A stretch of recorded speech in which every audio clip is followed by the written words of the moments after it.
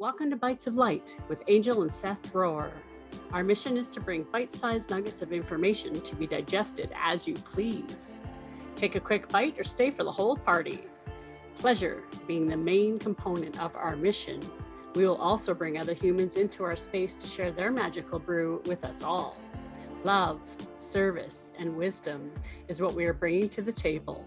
Join us in our magical kitchen, where what is being served is for your highest good. Welcome, welcome, welcome. Oh my goodness, today I'm so excited. We have such an amazing guest with us today, Laura DiFranco. She is the publisher of Brave Healer Productions. And I am so excited to have a conversation with her and tell you all the things we've been up to and what she's been up to before we met her. Yeah. Welcome, Laura. Yeah, publisher and CEO. And CEO, yes. Hi, you guys. I'm happy to be here. Thanks for having me on. Being here. Yes, very excited. I love your story of how you created what you are doing. Do you want to give everybody a little taste of who you are and what you do and what fuels your passion? Oh my gosh. So, where to begin with all these little tidbits. I spent 30 years in holistic physical therapy. I'd been a physical therapist for a long, long time. Brave Healer Productions is an 8-year-old company. And somehow I decided to have two businesses running alongside each other. And I had gotten to the point in my PT career where I wanted to transition to business number 2, but I couldn't really let that go. It was a little too scary to let go of the bread and butter. I had business number 2 running.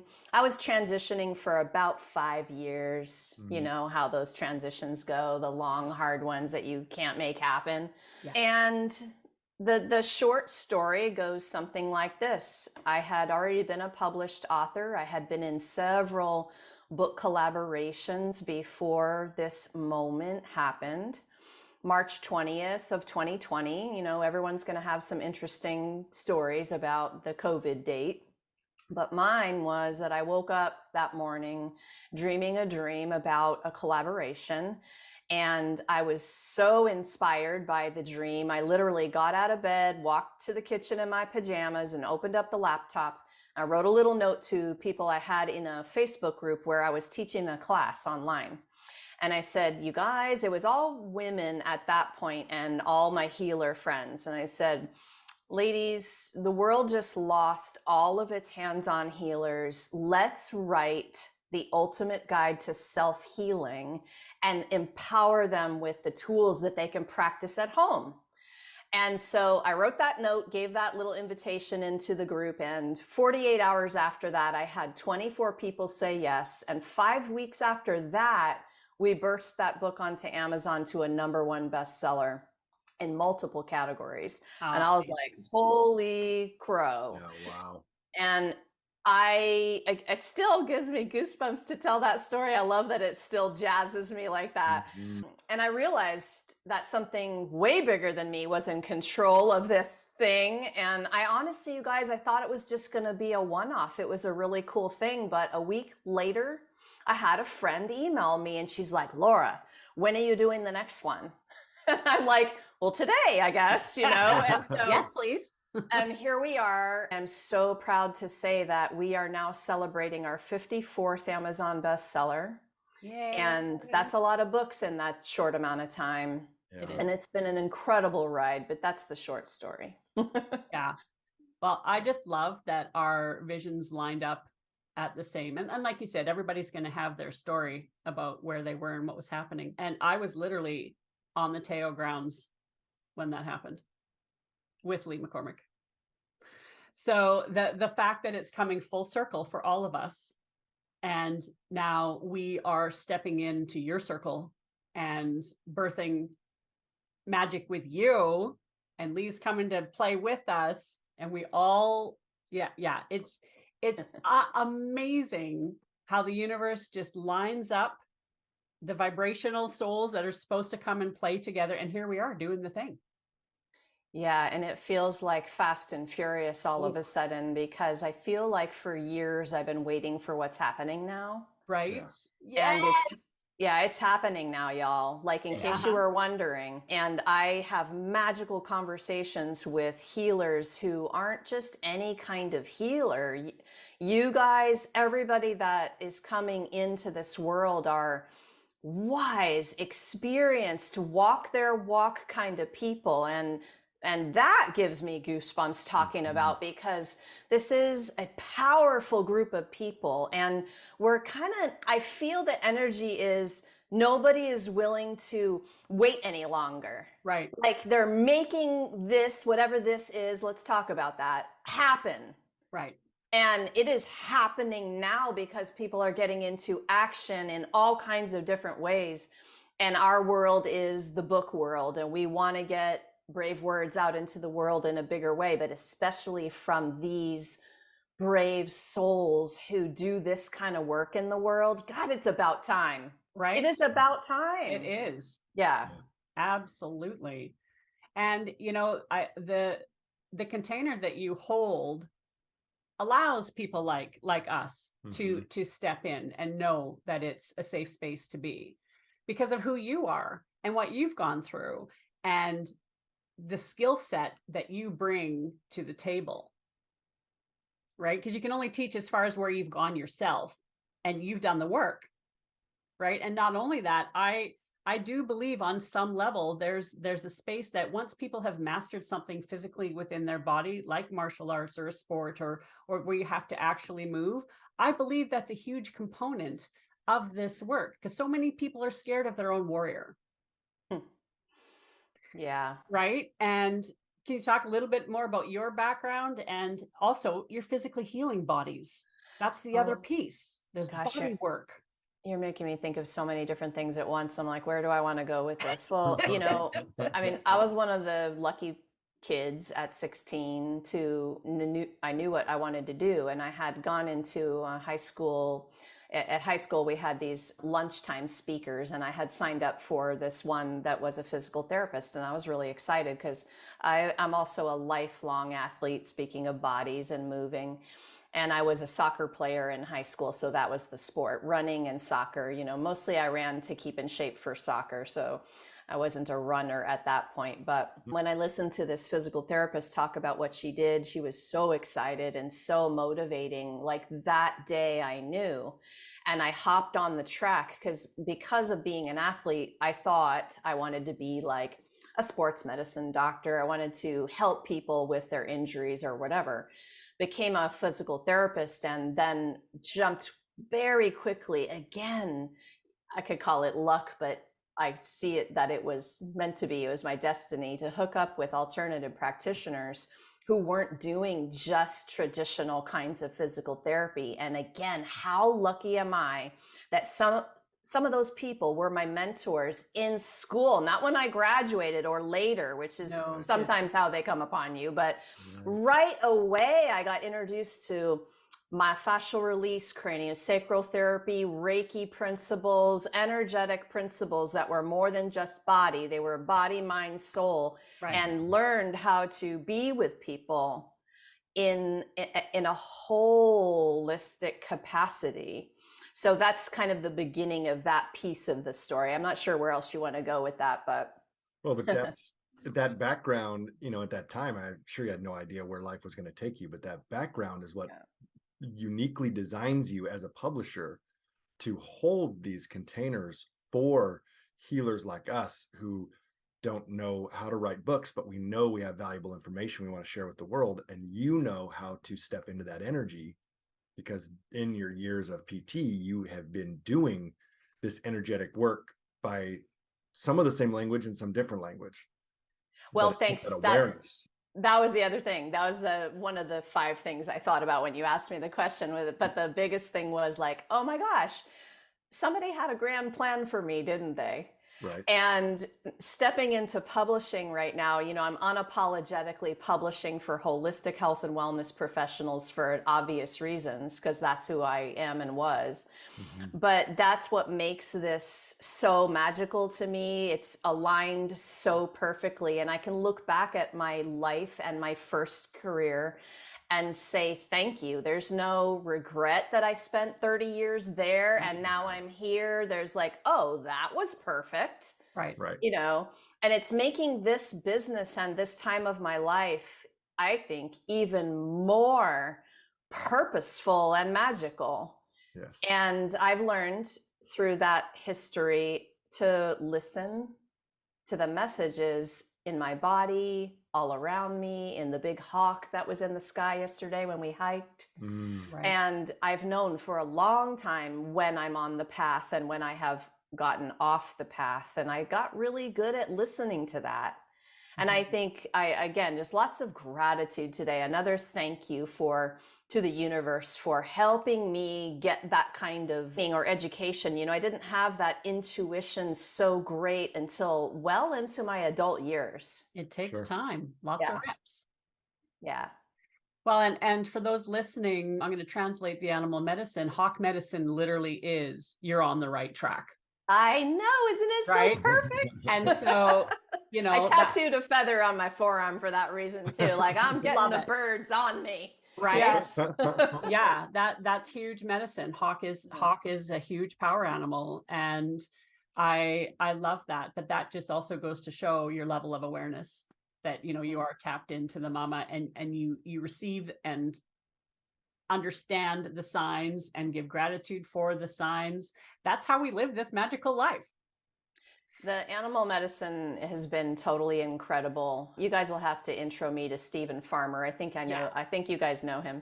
Yeah. So that book sits on a table in my living room so that I can grab it every day, right? Because I'll even look up spider and ant and Yes. things like that. But the hawk, Hawk. like there was a day I was driving down on the neighborhood road here, and the hawk came from the trees on the right, swooped to my windshield and came off on the other side. And I laughed out loud because it was kind of like the universe going, are you paying attention to us? Yeah. Right. And that was phenomenal. So now I honor every single, actually all the birds. I love the birds. Yeah. Yeah. Well, it's amazing when the universe really wants to get your attention, and it will do things like that. I can remember going down a mountain road and literally having a wolf standing in the middle of the highway looking at me in the vehicle. Like I had to literally come to a complete stop.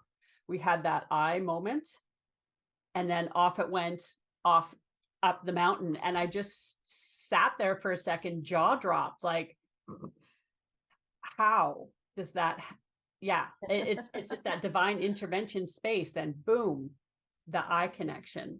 Man, I'm telling you, I live for some of those moments right now. Right? I love them. I love those moments. And as much as I'd really love to whip out my camera at some of those times, Right? I don't. Yeah. Because it's too good to It's be too in the good. moment with that magic. Yeah, it's awesome.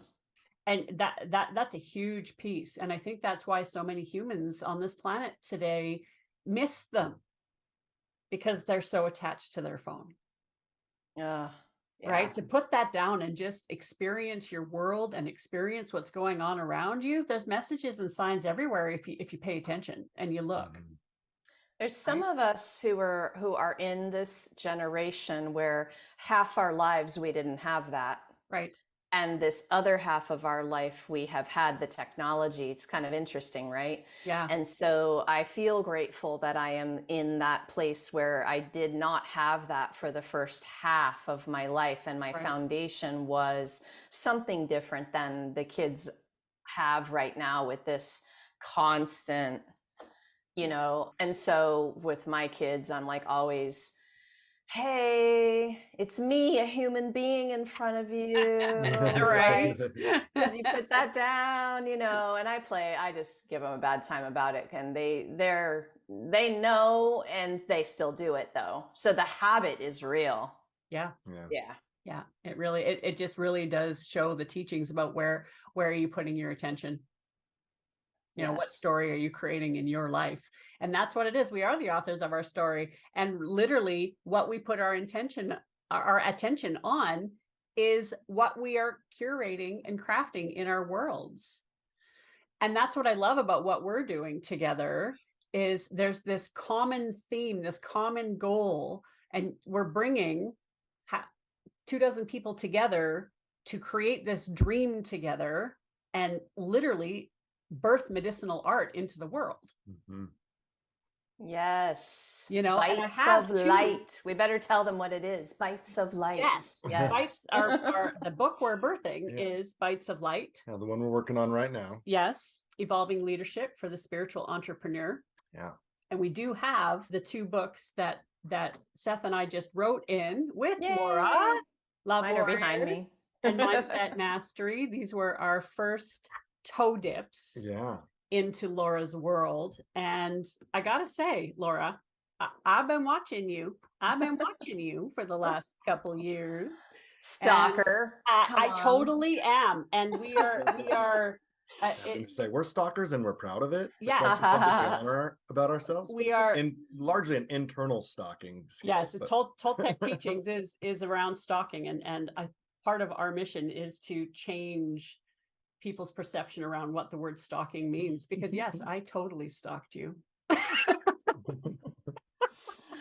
Awesome. And loved it. But I think that's how you choose. I think it's smart to choose your next teachers, your new mentors, the people that you're going to step into sacred space with, and make sure, discern, is this a safe space for me to go? So I think it was probably a good 2 years that I watched your journey before I stepped in. And when I first reached out to you, it was for a solo book.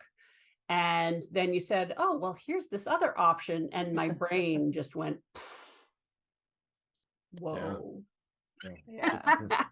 These collaborative books are amazing on many levels. And one of the ones for me that was so significant is that ability to just kind of dip my toe. I thought about maybe writing a book, but I wouldn't have called myself an author. And then to be able to be like, okay, well, I can write a chapter. Like I can write 2,500 words about this thing that I'm passionate about. Of course I can. And so getting to go through that process on a smaller scale is like, oh, well, that opens the floodgates to a new world. And honestly, it's my specialty. It's what I was born to do, because the community building around these projects is just other level. Yeah. And that's what gets me so excited. I'll just back up to something you said though, I hope people understand that it can be easier to come in and write a chapter, and you can get your feet wet and you can think about how to write parts of your story and all the stuff. But you guys both know that when you get there, it's not as easy as you might think, but not because of the length of the chapter, but more because of the challenge I give everybody to step into their vulnerability and their master teacher. Exactly. And deliver something that it's who I am. It's my marriage of writing and healing. It's Absolutely. the way that you bring the presence practice to what you're doing every day, including typing on a keyboard and what you're going to be saying to the world, no pressure. But that's really fun and cool. I was just talking to somebody yesterday about editing and how the bad experiences with editors have been where the editor just wants to trash their voice. And I think I mainly want people to know 2 things about the community building. So maybe we can talk about that a little bit more. But the other thing is just that my mission is not to trash your voice. It's actually the opposite. It's to maintain your unique voice, get you to the place where you found him or her and are excited about that expression, and then to elevate it, to make it more powerful, to make it more interesting for people to read. So we really try to preserve, we hold that sacred space. Writing is a healing process. Absolutely. If you're doing it right, I think. Yes. Well, that was my experience. The first chapter I wrote for you in Love Warriors was at a very traumatic time in my life. And I have done a lot of work around it. I have been to trauma therapists around it. I spent 10 years working in Toltec teachings and, did the work. But to put it on paper, it was another level of healing. And now I truly feel like I've stepped through it. So it's very interesting, the process and how you do it and how you hold and allow us to go deep into those roots and pull out that medicine, because that's where it is. You know, our hearts carry that pain, but this is where we birth it from. This is where we birth our own art from. And it is an amazing process. And so when you get a whole bunch of people around that can hold and support each other through that birthing process, but you also have to be at a certain stage in your healing to do that. Right? So we're not picking stories that we're walking through right now. You know, my very first story I wrote about was 20 years ago. Right. So it's fascinating how this process works, and the energetic signatures that are being put inside the book. It is a collective soup of medicine that we are birthing into the world, and it's amazing. I just love everything you're doing. Mm-hmm. Thank you so much. And thanks for trusting me to guide your project. And also, you know, I want to say back to you that you both do that also, so that when the three of us come together and then the whole group comes together and we're holding that kind of space for people, gosh, there is just no better way to do that. And it's so powerful and magical. And I'm just constantly pinching myself with what we created in like-minded, heart-centered, compassionate, soul-driven souls who do that. And we grab each other's hands and do it together. The competition versus collaboration thing, right? It's like, no, let's collaborate, because that energy could be so much bigger. This evolution could move so much better with that kind of collaboration. And so I'm just constantly, let's figure out how we can do that more. Absolutely. More. Yeah. I mean, that's one of the primary tactics in battle is dividing and conquering, right? And so as we create this competition, then that separates us, and that keeps us from having that power to rise up and really make the huge difference, like you said. So yeah, the collaboration piece is huge. I mean, we were taught to do it by ourselves. We're taught that was the measure of success. I know I was. Yeah. It was like that. Yeah. I went through half my life thinking if I wasn't doing it on my own, it wasn't right somehow, like it wasn't good enough somehow. Yeah. And now I feel like I just want to laugh at her a little and just be like, whoa, that was really not that, was it? You know, like it was totally the opposite. Like the more people you can bring into your circle. But let me just say too, that it's a circle that you curate. Right. Yes. This is not any big circle of people. It's people that you choose to bring into your world, who are walking the walk with you, who can feel offended and you're still friends the next day. Right. It's like, I have seen that over and over again in our circles. And I do this literally, I hold my own heart and I'm like, oh my God, thank God I've met these people. Yeah. Because that's the way forward. That's like world peace kind of stuff. It is. Yeah. It is. Yeah, that's the unconditional love. The Toltecs talk about 3 different levels of awareness, and the competitive space is the second attention. And I think what you're doing, what you're birthing, your vision is in the third attention, which is the unconditional love space, where we are all one, the cosmic being. And when you get to a certain level of your own healing, we all go through the phases. You know, the first attention is completely unconscious. You're just going through your life basically on autopilot, right? The victim consciousness. And so as humans, we all go through all 3 phases, and we ebb and flow just like the seasons in the earth. When you come into a space like this and what you've created, you've pulled that down from the third attention. Your vision is big, like you said, world peace. And then you're pulling in these people who can hold that. But, you know, we talk about, you know, the shamanic way is having 1 foot in each world, 1 foot in the second attention and 1 foot in the third attention. So what are you going to bring down your channel and birth onto the planet and bring into matter? And you're right. Some people do get offended that the green gremlin jealousy bug comes in, or that competitive but can you bounce back up and understand we're all serving the same boss? We're all serving the same mission to bring peace and love and healing onto this planet. And we also have to step our foot into the second intention to produce the matter. So there's this delicate balance, but that's where the mastery is. That's the mastery of this avatar, the mastery of our soul basket. Can you maintain your emotional regulation? Can you stay in your heart and out of your head, out of the ego mind? You know, and so when we get to this level of awareness, it is so important to find the people to play with that can also do that dance. And to circle back, I think that's why athletes or people who have trained their physical body, that is a component that has to be acknowledged. Because when you're a high performance athlete or trained in martial arts, because it comes up there a lot because it's fear-based, you know, you're learning to defend yourself. You have to learn through the process of whatever modality you choose. You learn how to regulate your emotions. You learn how to control your body.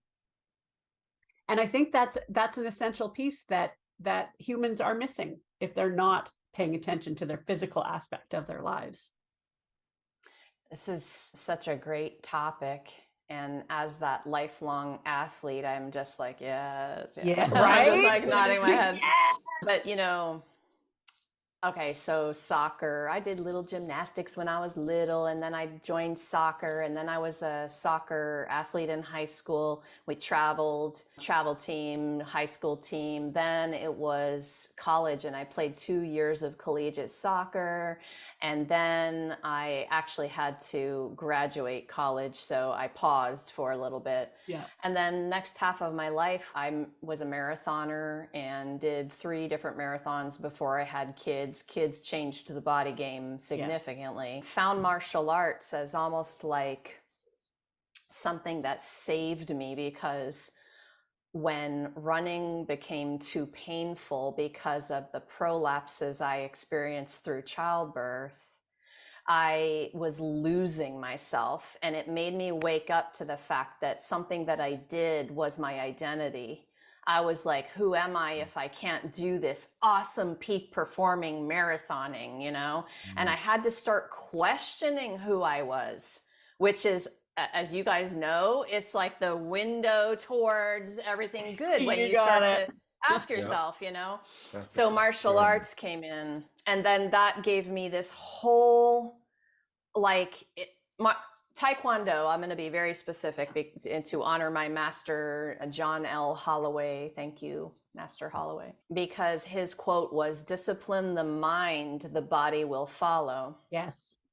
And I started to realize the mind, body, soul integration, but also the physical piece of martial arts. Any martial art, dance is very much similar in that you have to be all around fit. We're talking strength, we're talking endurance, we're talking flexibility, we're talking agility, ability to be in your body and not up here. I mean, the second you leave, you're kicked in the head.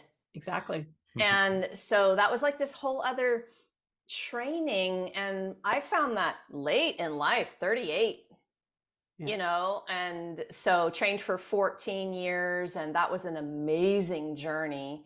And now I am at another place again of, okay, who am I now if I'm not practicing that? Right.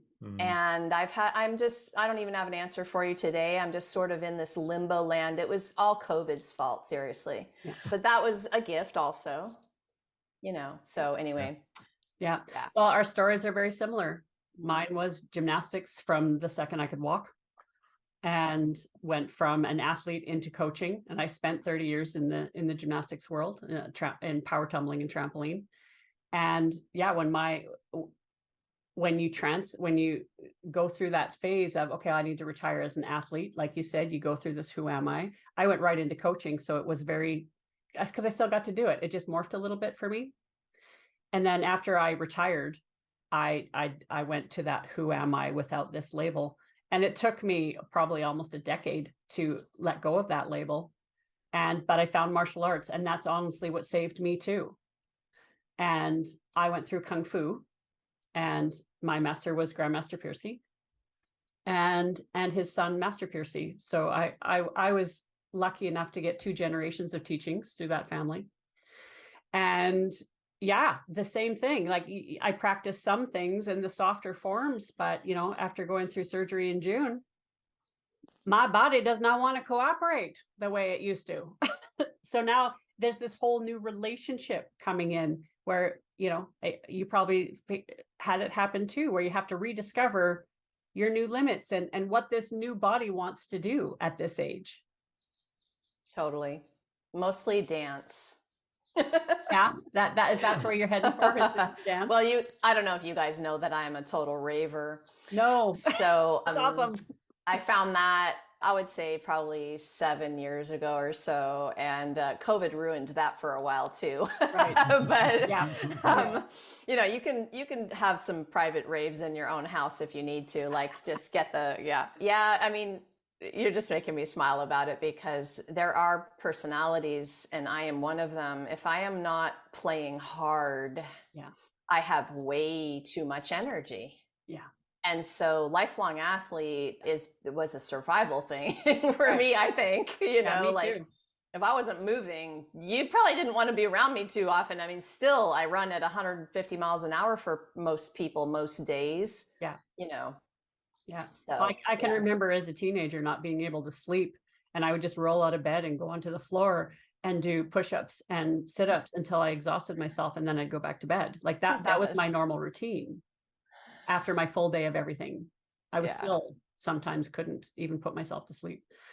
So yeah, but I do believe it's that life force energy running through us. And some of us, my trauma started at 1.5 years old, and where my hip didn't form properly in a brace. And so I wore a brace for the first 1.5 years of my life that held my legs in a straddle. And you don't realize the trauma that happens to babies when they're pinned down in their crib for 1.5 years. So my space was wide open. My channel was open, and I was astral traveling as a baby. So I am very comfortable in my channel because for me, it's my normal. And so learning how to navigate that space and use the energy and work with it and play with it and figure out what else you can birth into this world.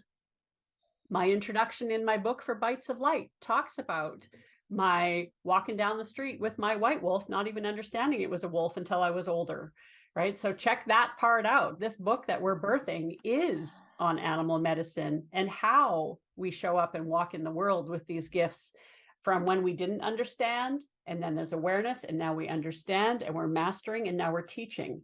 There's so many processes that are going in this book. We have one of my gifts in the gym was finding the unicorns, finding the kids that would stand up on the podium. And if you go back in the history in gymnastics, a lot of the kids that trained with me for the first 6 years of their career were the world degree record player or record breakers that were up on the podiums. That was my gift. And so when I came to do this project and came to you and said, let's do this collaboration, I put my unicorn glasses on and went, okay, this is a new playing field. I've done this in the gym. I've already done this.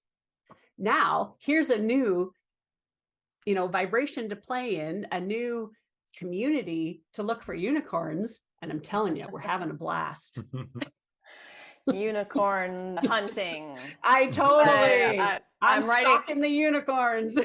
I'm writing a couple of things down that you're saying. I loved what you said. I'm comfortable in my channel. Yeah. Mine is writing. And so that's how I mean, I'm sure there's lots of ways I channel, but that's the way that I'm comfortable. Because you've mastered that piece, right? Yeah. And I no longer second guess it or doubt that those messages are meant for others. Right. I don't even care if there's a typo anymore. Right. Like, I'm just like, nope, this is meant, like just push that out because that's not me. That's, and I love that feeling. That was late in my life that channel opened and I recognized it. Yeah. And some of me has little bits of like, oh, I wish that happened sooner, but whatever, divine timing, you know. Well, it was there, but you Yeah. just didn't have the conscious awareness around it, because I believe that every high performance athlete is channeling. They just don't understand, and they don't have the language Totally. to say what they're doing. So you were doing it. You just didn't have a conscious awareness of it back then.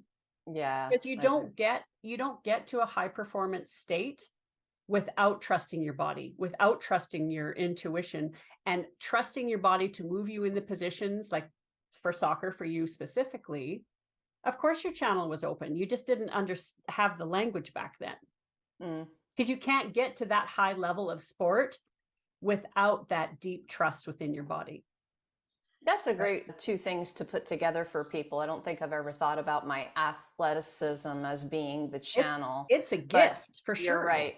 Yeah. In Taekwondo, I feel that immediately, but now you're making me realize it was soccer, and it was the marathoning too. And Of course it was. It's everything else I do with my body, where I don't have to think about what I'm doing, where the something takes over and it just happens, you know? Yeah. There's a theory that's what thrill seekers are actually after. People that want to jump out of planes and jump off of cliffs and bungee jump. What in that moment, they have this complete presence in the now. And in that presence, they connect with source, and that euphoria they feel, that rush that they feel, is the connection to truth. But they don't know it in that language. So they go after it in the way that they can. And in the shamanic practices, we learn to step into that at will by mastering the mind. That's pretty fun. Mind and the mastery of self. Yeah, allows you to step into that, so you don't have to risk your physical well-being to have that feeling, but they don't know that. So they continue to seek thrill after thrill after thrill. I like that connection too. You know, I need that adrenaline fix, right? And so really that's that connection point. You're making me think of racing my car. Right. That was part of that for me. There is absolutely nothing else in control except for something else but me. Yeah. You know, like that moment, what you have to be so present, or you are so present, or whatever it is. That's one of the things I can think of. I won't be doing that again. Plus I can contact it or connect with it anytime I want to now. So I'm like, I don't need to race a car again. You know, I'm good. Well, that direct presence, that is your channel. Yeah. Right. You are sitting at source when you are completely, fully present. And so, you know, martial arts, the car racing, the even being on a team, like you can see the formations in nature, you know, when the birds, when they all move at the same time, you can take, like, that is what nature does. You know, the wildebeests on the plains, you know, they move. Now look at a soccer team. They or, you know, I played ringette for 10 years, right? So or hockey, like any combined sport, or not the individual sport, but the group sports, they do that. They have that. And we can take that language and now bring it into the book world in our collaborations. Now we're still a team. It's a team sport in a different realm. Yes, collective presence. Right? Yeah. And energy is bigger than one, you know. Right? Yeah, that's great. That's such a great visual. In Taekwondo, it's the forms. Right. And while we practice them on our own, the magic is in our exams, where the entire class is practicing together. It's the same thing, right? I can't look away and you know, at those. I'm just like, oh, you can feel it. Yeah, awesome. Everybody taps into that thing. And that's one of the things I loved about Kung Fu, and what we trained. A lot of our forms were named, you know, there was animal medicine brought in, and we trained animal forms. So I just loved it. I just ate it right up. Yes. So it all comes back to nature. Well, and a thank you to all the co-authors that stepped into your book. You and Seth are the lead authors of Bytes of Light, and we invited, you know, co-authors to step up and say, yes, I want to write a chapter, just like that story I shared with you in the beginning of this interview. And they said yes, and they came into this energy, you know, to be a part of it. And so I just wanted to say thank you to them. Thanks for saying yes. You know, you maybe didn't know me too well, and and Angel and Seth were like, yeah, we trust her. You can trust her. So Yeah. I'm happy that you came in and that you're a part of it. And I honestly have a mission to support those souls who are saying yes to that, because it's so much more than a book. And there's this thing with publishing where a lot of the publishers you'll meet, it's like, okay, get your book out, goodbye, done. Right. You know, like, and I'm like, what? You know, because that's kind of like the beginning of the journey, and you make the thing, and then what, you know, now what do you do with the thing once it's made? So I really love supporting the community, and I love bringing them back in to play with each other and have fun and do things, and maybe do more collaborations and dream up things that we haven't dreamed up yet, you know? Yeah. So yeah, I love it. It's fun. Well, we Yes. are loving playing in your sandbox. Thank you for stepping up, and thank you for providing this for the world. Yes. And I'm just really excited to see what else we create together.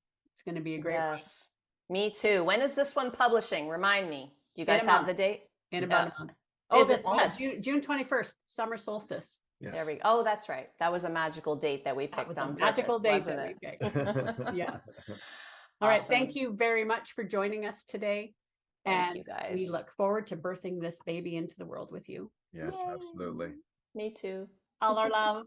Yes, all my love. Oh, thank you. Love to you both back. And thanks for having me today. And thanks for such an awesome conversation. It was amazing. I look forward to having more soon. Thank you for sharing your time with us. If you enjoyed this episode and you'd like to support the podcast, please share it with others, post about it on social media, and leave a ratings and review. Hey, did you know that both Angel and Seth have books coming out in 2023? Stay tuned and follow us on all social media platforms at Bytes of Light, BYTESOFLIGHT. Thanks again, and we look forward to sharing space with you again soon.